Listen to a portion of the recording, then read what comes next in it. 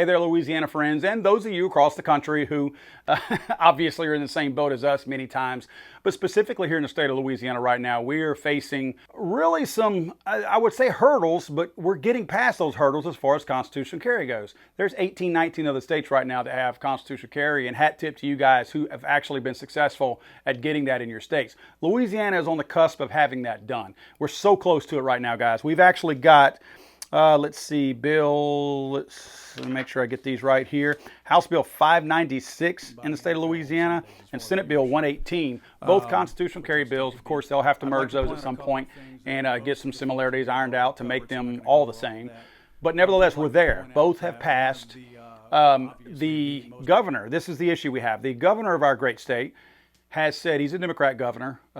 We have very strong Democrat contingencies in the Shreveport, Baton Rouge, and New Orleans areas, although the rest of the state is red and very pro-gun. So we do have the luxury of our senators and our representatives in Baton Rouge that represent the state being predominantly conservative. So we're lucky enough that in many cases we can pass. We have the ability to pass veto-proof laws and veto-proof bills that the governor cannot veto, because the governor has stated that he will in fact veto any of these constitutional carry bills that make it to his desk, regardless of the amount of support that they have. However, guys, these have been passed with a veto-proof margin.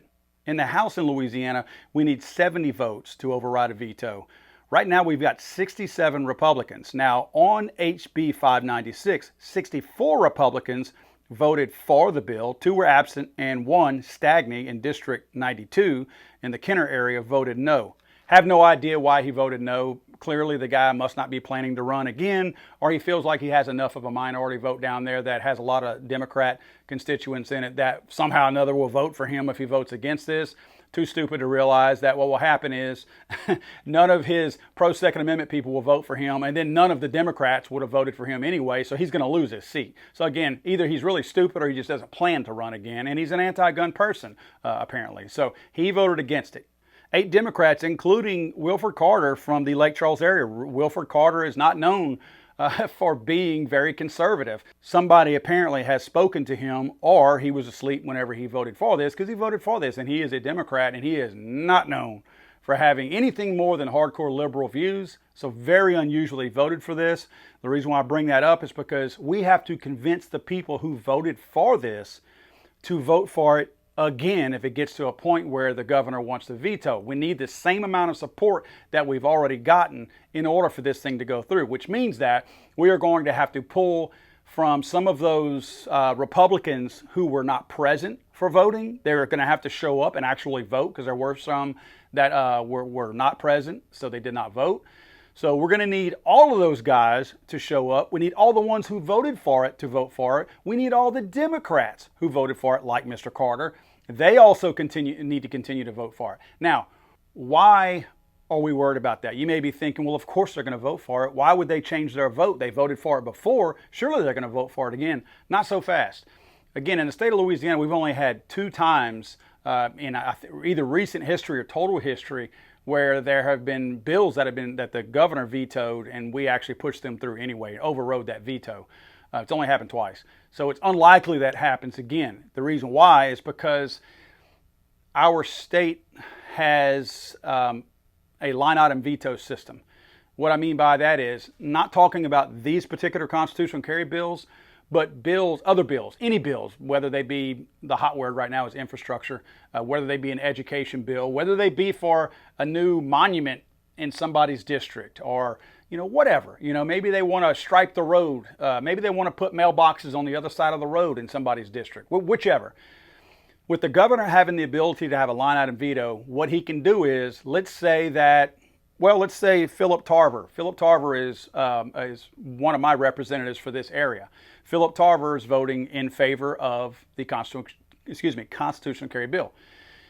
If Philip Tarver is one of those votes, so to speak, that pushes it over to override the veto by the governor may take some of these new budgetary bills that come across his desk, and he may look at one and see Philip Tarver's name next to it, and it may be for like I said, striping a road in front of somebody's house here in my district, in Phillips district. And the governor may look at that and go, I remember that Philip Tarver is one of the people who actually overrode my veto on that constitutional carry bill. And of course, politicians have egos, and they're like children, and they don't let stuff go. They will retaliate, if you know what I mean.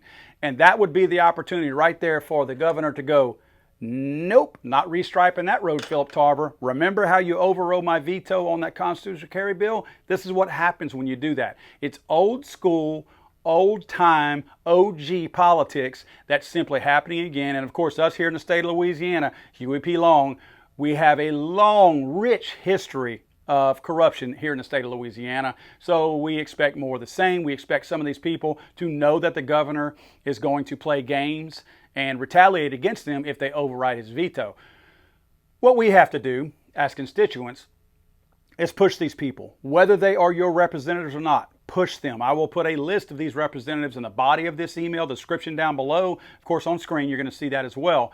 And also ways to contact them. There will be a link in the description down below also. Please check that. If you're watching this on Fox 29, guys, if you would, just go to my website or go to my YouTube, Legally Armed America, pull up this video, and you're going to get all those links that everybody on YouTube is already has privy to. So if you would, guys, please go to that. Follow those links. You can call the governor's office. You don't have to have a long conversation with the people there. All you got to do is tell them that you support this bill and you would like to see the governor support this bill as well. You can also send emails.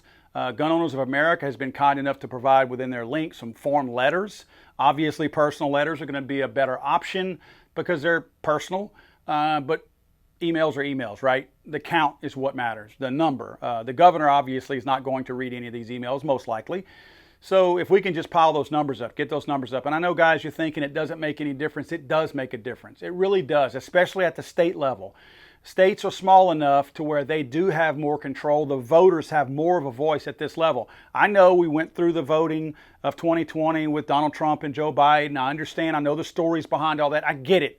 A lot of people have lost confidence in voting. However, at the state level, and that goes for everybody out there in all the other states, it still matters, guys. It still matters. We do have a voice as voters. We need to hang on to every little bit. Do not give up on it. Call these people, email them, write them letters. If you see them, talk to them. They live in our neighborhoods.